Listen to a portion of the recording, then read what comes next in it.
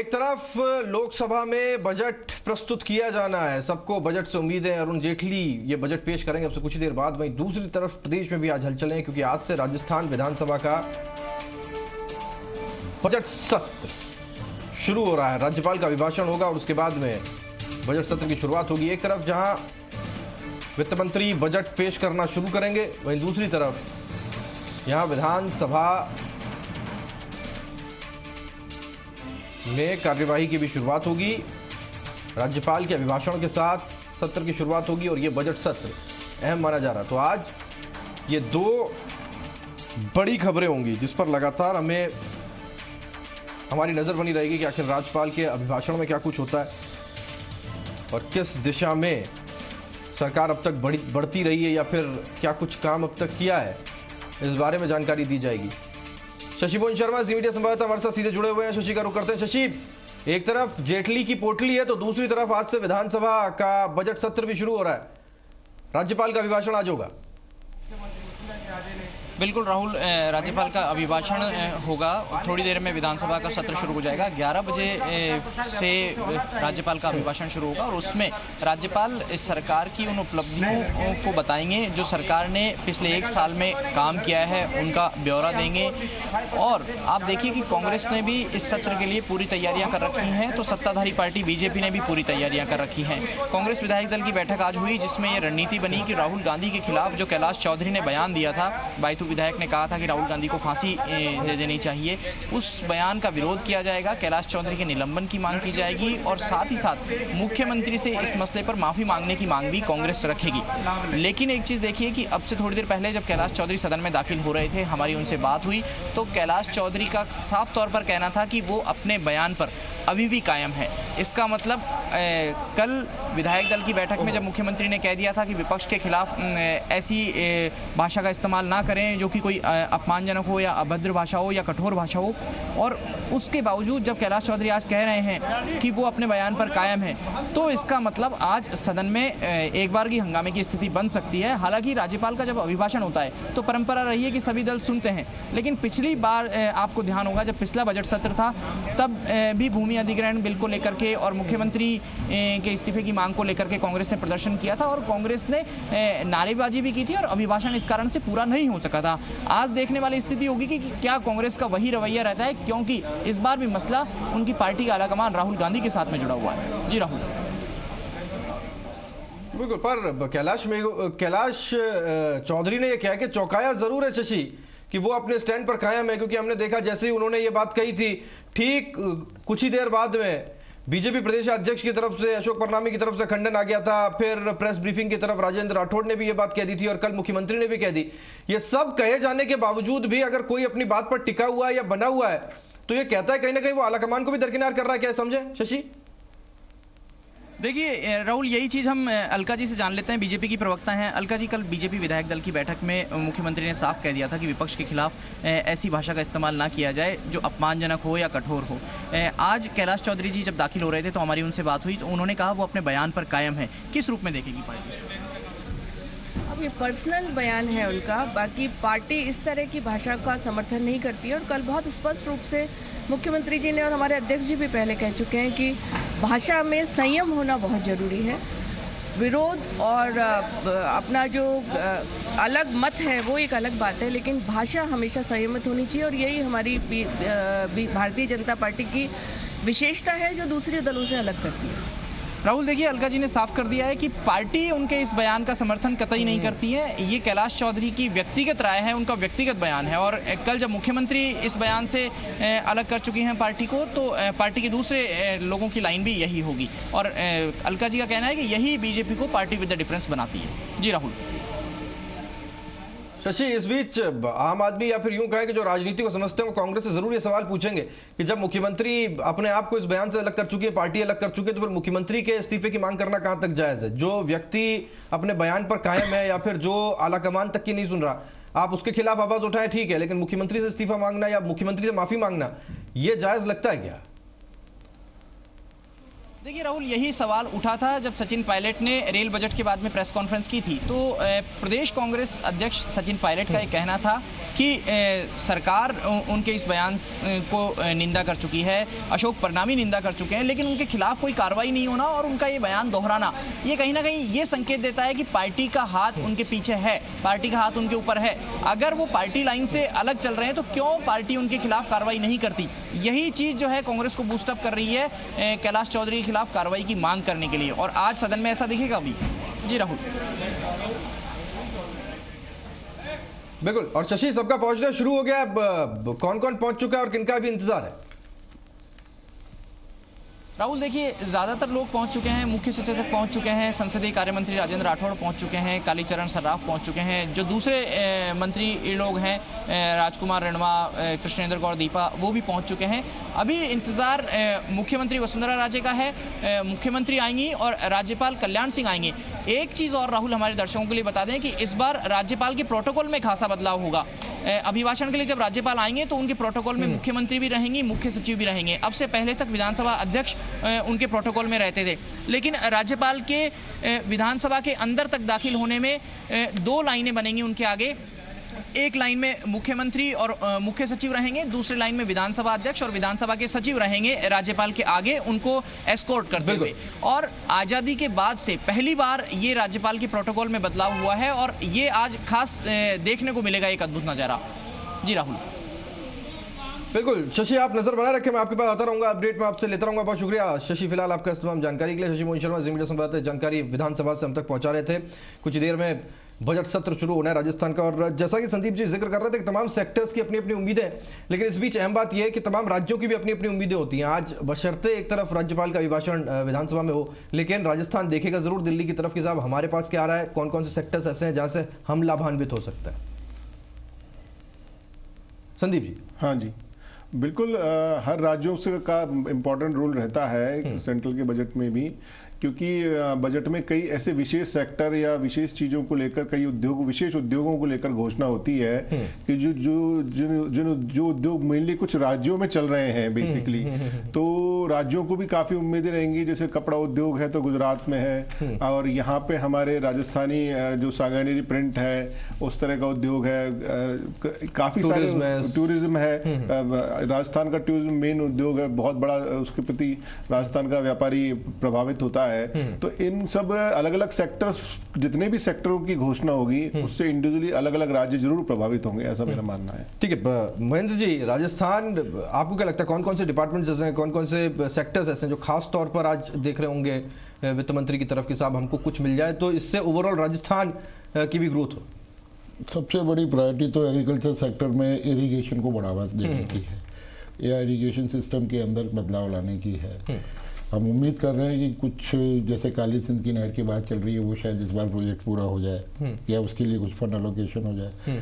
उसके अलावा make in India के अंदर जो मेन एम्फेसिस इस बार डिफेंस की प्रोडक्शन पे दिया जा रहा है, डिफेंस मशीनरी और इनके लिए, उसमें हम उम्मीद करते हैं कि राजस्थान में कोई भी ऐसा कारखाना नहीं है, डिफेंस का कोई बड़े कारखाने यहाँ राजस्थान के अंदर भी अनाउंस हो और लगे।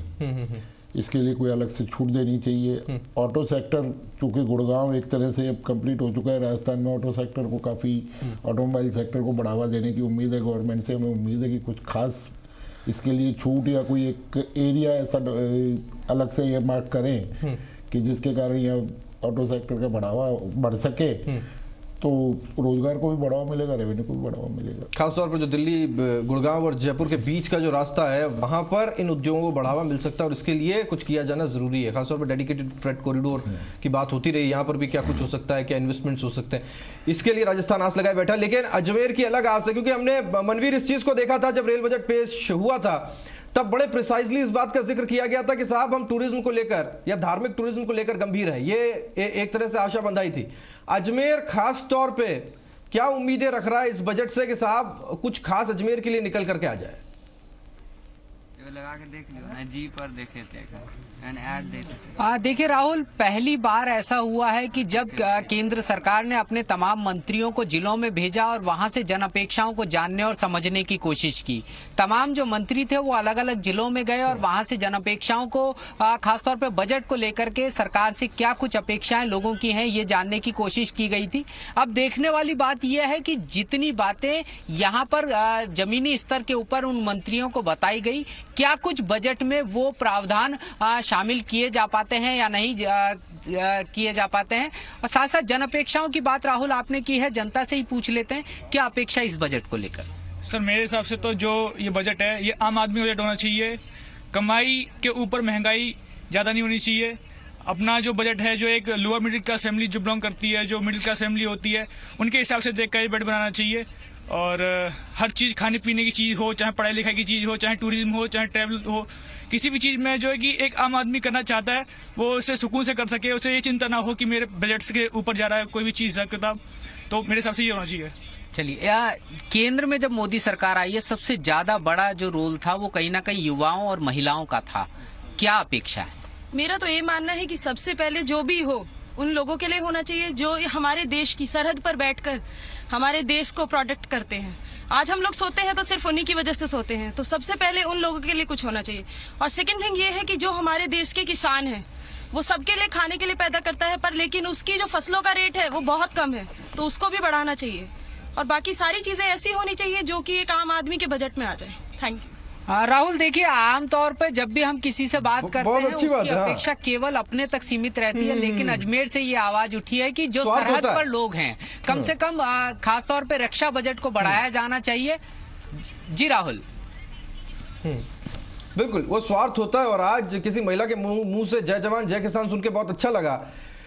हिमांशु, मैं आपके पास में आता हूं। आपके साथ किसान है, महिलाएं अपने बारे में बात न करके ये कह रही है कि नहीं भाई किसानों के लिए होना चाहिए, जवानों के लिए होना चाहिए। और बड़ी मुश्किल चीज होती है हिमांशु, सबको खुश कर पाना या सबको सेटिस्फाई कर पाना। जेटली के ऊपर बहुत दबाव है, किसान आपके साथ है और बड़ी इंपॉर्टेंट जगह आप हैं जहां से इकोनॉमी चलती है राजस्थान की या देश की कह सकते हैं। वहां पर प्रिसाइजली क्या चीज चाहते हैं कि वो इतना मिल जाए, इतने में संतुष्टि है, बहुत ज्यादा नहीं चाहते, लेकिन इतना तो कम से कम होना ही चाहिए।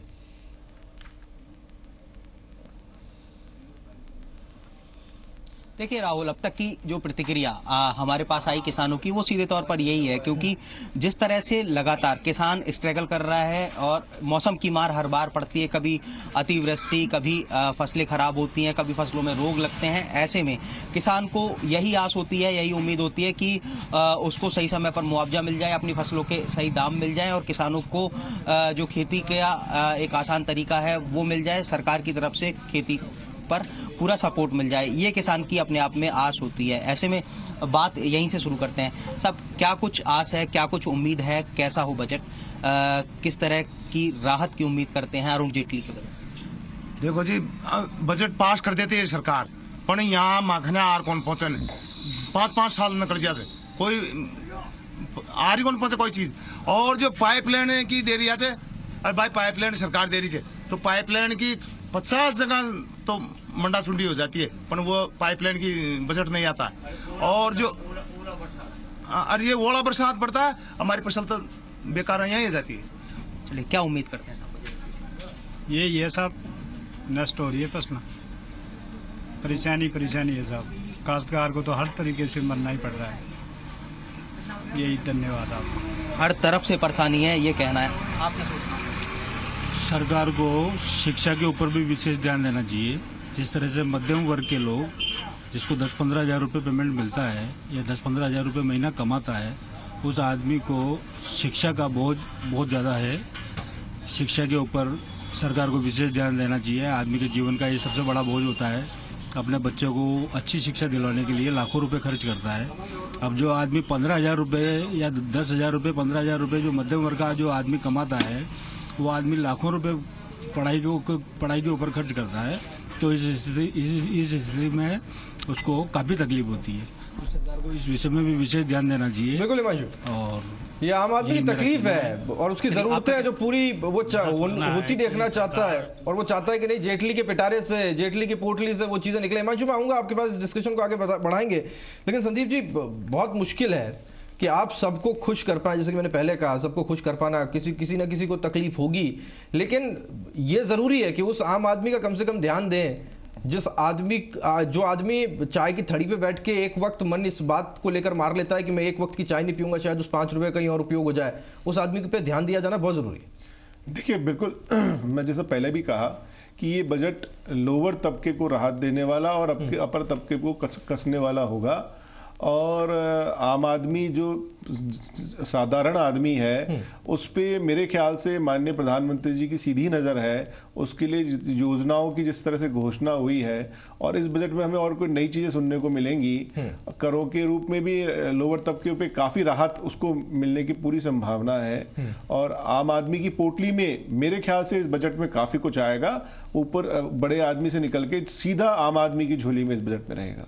गुप्ता साहब, आपने देखा सरकार खुद पिछले 2 सत्रों से बजट सत्र के भीतर लगातार जूझ रही है विपक्ष राज्यसभा के अंदर जीएसटी को लेकर के, और उनका कहना है कि हम जीएसटी को बहुत इंपॉर्टेंस देते हैं, अगर वक्त रहते ये पास नहीं हो पाया।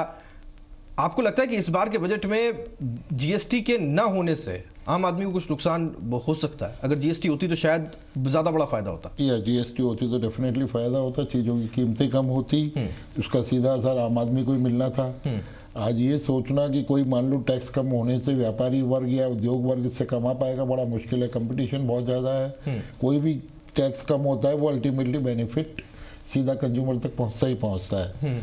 और इसके अलहदा भी जीएसटी होने से भ्रष्टाचार में भी कमी आएगी। उन सब चीजों का सीधा असर काम करने के माहौल पे, लोगों तक चीजों की कीमतों के ऊपर सब पे फर्क पड़ता है। आशा करते हैं इस बार विपक्ष इतना ज्यादा एडामेंट ना रहे और इसको पास कर सके, सो कि एटलीस्ट अप्रैल से नहीं तो जून या जुलाई से तो हम लोग चालू करा सकते हैं। संदीप भी कुछ जोड़ना चाह रहे थे? मैं इसमें एक बात और कहना चाहूंगा कि इस बजट में आपको चूंकि जीएसटी लागू होना है, और मेरे ख्याल से अब की शायद सरकार मना ले, तो जीएसटी का क्या टैक्स रेट स्ट्रक्चर रहेगा, क्या रहेगा, उसका एक छोटा सा उदाहरण हमको शायद इस बजट में उसका देखने को मिलेगा। जीएसटी हो सकता है कि जो कुछ रेट्स है, सर्विस टैक्स की रेट है, उसमें शायद हमको इस बजट में कुछ इजाफा देखने को मिले। ऐसा भी हो सकता है कि सर्विस टैक्स की रेट्स को बढ़ाया जाए, क्योंकि जीएसटी की तरफ सरकार को कदम बढ़ाना है, और जीएसटी की जो रेट्स हैं वो अभी जो सर्विस टैक्स की रेट्स हैं उनसे हायर प्रपोज्ड हैं। तो एकदम से अगर सरकार जीएसटी लागू करके उन रेट्स को बढ़ाएगी तो हो सकता है सरकार एक पहला कदम इस बजट में उठा ले और सर्विस टैक्स की रेटों में इजाफा कर दे उसकी तरफ। क्या आप जीएसटी के न होने, संदीप जी, आप मानते हैं कि हमने पिछले 2 सालों में कुछ खोया है? बिल्कुल, आप जितने भी डेवलप्ड कंट्रीज देखेंगे उनमें सब में जीएसटी लागू है। ये योजनाएं या ये चीजें देश के विकास से संबंधित है, ये पूर्णतः गैर राजनीतिक है। इनको राजनीतिक चीजों से जोड़ के हम देश का विकास रोक रहे हैं। जब पूरे देश में एक ही टैक्सेशन सिस्टम होगा तो आपस का जो किसी राज्य को कभी लाभ होता है। आप ये देखेंगे कि राजस्थान का अगर कपड़ा उद्योग को हम देखें तो जो राजस्थान का टेक्सटाइल उद्योग जो सांगानेरी प्रिंट का था और आपका अदर जो प्रिंट्स जो होते हैं राजस्थानी बंदेज प्रिंट का था, बहुत बड़ा बाजार हुआ करता था, अभी बहुत बड़ा बाजार था, एकदम से वो बाजार सूरत या दिल्ली शिफ्ट हो गया। तो कहीं ना कहीं टैक्सेशन और ये सब चीजें इन चीजों में बड़ा महत्वपूर्ण योगदान रखती है। पूरे हिंदुस्तान में अगर यूनाइटेड सिस्टम होगा, एक राज्य से परचेज करके दूसरे राज्य में लेके आ रहे हैं और उसका टैक्स जो दे रहा है, चुका रहा है, उसका अगर उसको इनपुट मिलेगा तो कहीं ना कहीं पूरे हिंदुस्तान में व्यापारी से लेके आम जनता को सबको उसका लाभ मिलेगा। बड़े उद्योगों को लाभ देने से ज्यादा आप क्या समझते हैं गुप्ता साहब, एमएसएमई को अगर आप बूस्ट करते हैं या फिर उसके तरफ ध्यान देते हैं? अगर प्रिंट्स की जैसे की बात हो रही थी, इसको मैं एमएसएमई से इसलिए जोड़ता हूं कि हर घर कहीं ना कहीं उससे लाभान्वित होता है। अगर कुटीर उद्योग, लघु उद्योग, मंझोले उद्योगों पर आप थोड़ा सा ध्यान दे दें तो शायद वो बूस्ट मिल जाएगा, वो कैटलिस्ट मिल जाएगा जो इकोनॉमी को जरूरत है। इस वक्त जो सबसे बड़ी आवश्यकता है रोजगार प्रोवाइड कराने की, उसके अंदर एमएसएमई ही अकेला एक ऐसा सेक्टर है जो बहुत ज्यादा रोजगार प्रोवाइड करा सकता है। एग्रीकल्चर सेक्टर के अंदर एक सैचुरेशन पॉइंट आ चुका है। हमने देखा जितनी भी लार्ज स्केल इंडस्ट्रीज हैं, ऊपर जितना इन्वेस्टमेंट है उसके रेशो के अंदर उनका 10% भी एम्प्लॉयमेंट नहीं होता। उससे हम लोग 10 गुना एम्प्लॉयमेंट देते हैं एमएसएमई सेक्टर में। तो डेफिनेटली एमएसएमई को तो बढ़ावा देना बहुत जरूरी है। और एक चीज आप और ध्यान करेंगे, आज से करीब 700-800 साल पहले कहा जाता है हिंदुस्तान सोने की चिड़िया था सारी दुनिया के अंदर। फाइनेंशियली कंट्रोलर था, उस वक्त हिंदुस्तान सिर्फ एमएसएमई पे डिपेंडेंट था। तो कहीं ना कहीं वो पॉलिसी उस वक्त जो सही थी वो आज भी हिंदुस्तान के लिए सही हो सकती है। इस बारे में सोचना चाहिए हमें। यानी एमएसएमई को आसान लफ्जों में समझाया तो कुछ इस तरीके से समझा सकते हैं, एमएसएमई वो तरीका है जिससे जब एप्पल कटता है तो वो सब में बढ़ जाता है। हाँ, है ना? सबसे सही चीज आपका सही एकदम मानना है इस चीज को कि नीचे तक पहुंच जाएगा, इसका फायदा जो भी होगा वो। तो ये एमएसएमई की जरूरत है। एक इंपॉर्टेंट चीज है संदीप जी, जेंडर पे वैसे तो क्लास पे बहुत ज्यादा बात नहीं होती बजट में। संदीप जी, क्या ये मान सकते हैं हम लोग कि महिलाओं के लिए कुछ खास इस बार घोषणा होगी? क्योंकि हमने देखा कि रेलवे बजट में महिलाओं को बिल्कुल अलग से क्लास की तरह डिफाइन किया गया, उनको एक अलग नजरिए से देखा गया। डू यू फील कि इस बार के बजट में महिलाओं पे खास ध्यान दे सकती है सरकार अलग से? हाँ बिल्कुल राहुल, अब मैं आपको बताऊं कि पिछले कई सालों तक, पिछले कुछ सालों से नहीं हो रहा। अगर इनकम टैक्स की स्लैब में देखें तो एक महिलाओं को विशेष वर्ग प्रदान किया गया हुआ था और महिलाओं को विशेष छूट दी रखी थी। उसकी हमें आशा है, उसकी महिलाओं की तरफ से और देश में क्या बड़ी मांग है। दूसरा, महिलाएं, आज की महिला पढ़ी लिखी, आईटी और एक इंटेलिजेंट और हाई फाई महिला हो गई है। आज की महिला अगर ई कॉमर्स में देखें हम, आज ई कॉमर्स में जितना भी ऑनलाइन जो लघु गृह उद्योग से बिक रहा है, खुद बना के बेच रही है, खुद कर रही है, उसमें महिलाओं का बहुत बड़ा योगदान है। तो वित्त मंत्री जी, जैसे स्टेट लेवल्स पे भी कई सारी पहले घोषणाएं होती थी, राज्य सरकारें भी करती कि महिला अगर ये उद्योग लगा रही है तो उनको इतने साल तक टैक्स की छूट मिलेगी। तो महिलाओं को, आज की नारी को आगे बढ़ाने के लिए वित्त मंत्री जी महिलाओं को केंद्रित करते हुए अगर कोई विशेष औद्योगिक घोषणाएं करते हैं उद्योग की महिला, तो वो बहुत बड़ी बात होगी और काफी बड़ा उसकी काफी आशा है महिलाओं को इस बजट में। अगर महिलाओं का भला कर दे तो आधी आबादी का तो आप वैसे ही भला कर देते हैं, पुरुष तो अपना काम कैसे भी करके चला ही लेगा। ये इस नजरिए से भी समझा जाना जरूरी है। सचिन हमारे साथ जयपुर से जुड़े हुए, मैं सचिन का सीधे रुख करूंगा। सचिन, बजट आने को है, कुछ ही देर का इंतजार है, जयपुर क्या सोच रहा है, आम आदमी क्या सोच रहा है?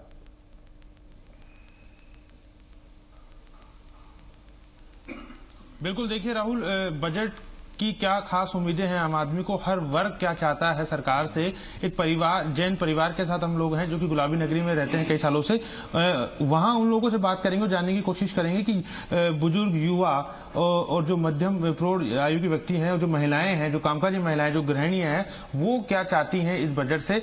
हमारे साथ जैन परिवार के सबसे बड़े सदस्य हैं। सर, काफी बजट आपने देखे हैं, इस बार जो बजट आ रहा है इससे क्या खास उम्मीद करते हैं? उसमें बजट में हमारे जो गैस की सब्सिडी है वो कम होनी चाहिए और गैस का जो एक्चुअल पैसा है वो लेना चाहिए। बार बार सब्सिडी होने से क्या पैसा जमा नहीं होता बैंक में, इसलिए गैस की सब्सिडी है जो एक्चुअल वो लेनी चाहिए। बिल्कुल। अच्छा, आय सीमा में अगर बात करें, टैक्स में छूट की बात करें तो बुजुर्गों को पहले से भी राहत दी गई है, और राहत की आप चाहते हैं कि आपको जो इनकम टैक्स की राहत बढ़ाई जाए? 5 लाख तक की छूट दी जाए बुजुर्गों को, इससे उनको फायदा होगा। बिल्कुल। राहुल, हर कोई टैक्स स्लैब में छूट चाहता है। हमारे साथ बनेचंद जैन है जो आरआईटी के अध्यक्ष भी हैं, एग्रीकल्चर ट्रेड से जुड़े हुए हैं। इनसे जान लेते हैं कि एक व्यापारी क्या चाहता है। एक व्यापारी के नजरिए से अगर बजट को देखें तो क्या सोचते हैं आपकी, व्यापारी के हिसाब से क्या कुछ होना चाहिए? यहाँ टैक्स फ्री जोन की स्थापना होनी चाहिए राजस्थान में, जैसे हिमाचल, गोवा, जम्मू, हरियाणा, यूपी, उत्तरांचल में इन्होंने छूट दे रखी है, टैक्स फ्री जोन स्थापित किया है। टैक्स फ्री यहाँ पे बहुत जो बंजर भूमि पड़ी है, जहाँ पे कोई खेती नहीं होती है, जहाँ वाटर लेवल नीचे चला गया, वो भूमि बेकार है। उस भूमि पे यदि टैक्स फ्री जोन के 10 साल के लिए स्थापना होती है, जिसमें टैक्स फ्री आयकर में, इनकम टैक्स में, एक्साइज में और सेल टैक्स में, इनमें 10 साल तक छूट होती है और मशीनरी पे भी सब्सिडी मिलती है। यदि ऐसा होता तो यहाँ उद्योगीकरण होगा। एक परिवार के लिहाज से देखें, आप पे जिम्मेदारी है परिवार को चलाने की, महंगाई लगातार बढ़ती जा रही है, कैसे उसको कंट्रोल करें, उसको लेकर क्या कुछ हो सकता है? महंगाई यदि कम करने के लिए जेटली साहब कटिबद्ध हैं तो उनको सर्विस टैक्स कम करना चाहिए। जी बिल्कुल। देखिए राहुल, जो सर्विस टैक्स बढ़ा है उसकी वजह से कहीं ना कहीं महंगाई की बात है। जो पुरुष है वो घर में पैसा लेके आता है, लेकिन घर चलाने की जिम्मेदारी गृहिणी की होती है, महिलाओं की होती है। हमारे साथ कुछ महिलाएं भी हैं जो कामकाजी भी हैं और घर भी संभालती हैं। हम इनसे जानने की कोशिश करेंगे कि ये बजट को लेकर क्या सोचते हैं। आपसे जानना चाहेंगे, घर चलाने की जिम्मेदारी आप लोगों पे है, क्या बजट में छूट होनी चाहिए, रसोई के लिहाज से देखें या किसी? ये फल सब्जी सबके दाम इतने बढ़ गए हैं, ये कम होने चाहिए। दालें हैं, सब चीजें हैं, आम आदमी क्या खाएगा। और आलू के दाम भी 15 रुपए किलो हैं, टमाटर के दाम भी 30 रुपए किलो है, 12 महीने यही रहते हैं, वो कम होने चाहिए। कोई भी टाइम में फर्क ही नहीं पड़ता है बिल्कुल भी, तो ये जरूर होना चाहिए। आपसे जानना चाहें, क्या आप मांग करते हैं इस बार बजट में, सेंट्रल बजट में आपकी सीधी अगर मांग की जाए वित्त मंत्री से, क्या चाहते हैं? बच्चों की स्कूल के एजुकेशन के लिए लोन सस्ता होना चाहिए। और जो ये प्राइवेट स्कूल की फीसेज हैं वो इतनी ज़्यादा हो चुकी हैं कि आम इंसान भर नहीं सकता उन सब फीसों से। आपने कई पीढ़ियां देखी हैं, LIC भी आप संभालती हैं, LIC का भी आप काम करते हैं। घरेलू अगर बात करें घर को संभालने के लिए और बाहर जैसे महिलाएं जो कामकाजी महिलाएं हैं उनको शायद खास तरह की रिबेट आप मांग करते हैं, उसमें रिबेट दी भी गई है, लेकिन जो कामकाजी महिलाएं उनके लिए क्या कुछ और आसान तरीके होने चाहिए? कामकाज महिला के लिए तो क्या होता है, उनको कुछ एडवांस छूट देनी चाहिए, इनकम टैक्स में भी उनको छूट मिलनी चाहिए। और LIC का सवाल, जो पहले क्या 50,000 की पॉलिसी होती थी तो उसमें क्या आम आदमी करवा सकता था, और वो होती थी मनी बैक, तो 10,000 उनको वापस मिलते थे, तो उससे क्या वो अपना वापस प्रीमियम भर सकते थे। लेकिन वो पॉलिसी क्या सरकार ने उसको बंद कर दिया, और एक सर्विस टैक्स भी खूब बढ़ा दिया, और बच्चों के लिए क्या करा मनी बैक पॉलिसी सब बंद कर दिया। तो हम यही चाहते हैं कि छोटी से छोटी पॉलिसी और फायदेमंद पॉलिसी चलाई जाए, ताकि आम आदमी अपने रिस्क कवर के लिए पॉलिसी करवा सके और अपना प्रीमियम भी भुगतान कर सके और भविष्य के लिए बचत भी कर सकते हैं। और ये है कि अगर LIC अगर ऐसा ही करती रही, सर्विस टैक्स बढ़ाती रही, तो वो कार्य कम हो सकता है। आप युवा उद्यमी भी हैं, MSME का ही आपका एक सेक्टर है। MSME को लेकर आपका क्या मानना है? युवा भी हैं, युवाओं के लिए जो छोटे उद्योग राजस्थान में या और देश में कहीं और जगह, उनके लिए क्या कुछ खास आप मानते हैं कि क्या? उद्योगों के लिए तो साहब इनको करना चाहिए कि पेट्रोल डीजल के दाम इनको कम करने चाहिए, जिससे ट्रांसपोर्टेशन का कम फर्क पड़े। पेट्रोल डीजल क्रूड ऑयल पिछले 13 साल के माइनस में है, तो उस वजह से क्रूड ऑयल की वजह से अगर सरकार अगर पेट्रोल डीजल के दाम घटाती है तो मेरे ख्याल से महंगाई और उद्योगों को बहुत बढ़ावा मिलेगा, महंगाई काफी कम हो जाएगी। बिल्कुल। एक उम्मीद की जा रही है कि होम लोन की जो दरें हैं या जो घर बनाने का सपना है उसको साकार करने की बात चल रही है, उसकी दरें काफी ज्यादा हैं, उसको लेकर शायद सरकार कम कर सकती है। उसके अलावा एजुकेशन लोन की जैसे बात की मैम ने, और ऐसे कौन से लोन है जिससे आम आदमी सीधे सीधे इफेक्ट होता है, जिसको आपको लगता है कि शायद इंटरेस्ट दरों को घटाना चाहिए? ना, इंडस्ट्री के लिए सर करना चाहिए सरकार को। राजस्थान के अंदर सूखा ग्रस्त चीजें बहुत ज्यादा हैं, जमीन बहुत ज्यादा है। अगर सरकार अगर चाहे तो जिन जगहों बंजर जमीन पर अपने जोन लगा कर एजुकेशन कर सकती हैं, इंडस्ट्री लगा सकती है, जिससे सरकार को आमदनी भी होगी और रोजगार को बढ़ावा मिलेगा। बिल्कुल। देखिए राहुल, हर वर्ग की एक अपनी अलग मांग है, हर वर्ग चाहता है कि उसे कुछ ना कुछ मिले। जो मुख्य रूप से जो मांगे बताई जा रही है वो है कि सर्विस टैक्स में छूट दी जाए, क्योंकि हर चीज में सर्विस टैक्स आपको देना होता है। आप किसी भी चीज की सर्विस ले लीजिए, रेस्टोरेंट से लेके तमाम वो चीज, अगर आप रेलवे का टिकट बुक कराते हैं तो आपको सर्विस टैक्स देना होता है। तो जो मुख्य मांग परिवार की निकल कर आती है वो है महंगाई, सर्विस टैक्स और टैक्स स्लैब। ये तीन चीजें एक परिवार चाहता है, अगर उसे इस बार बजट में से मिलता है तो शायद वो बजट को बेहतर बता पाएगा।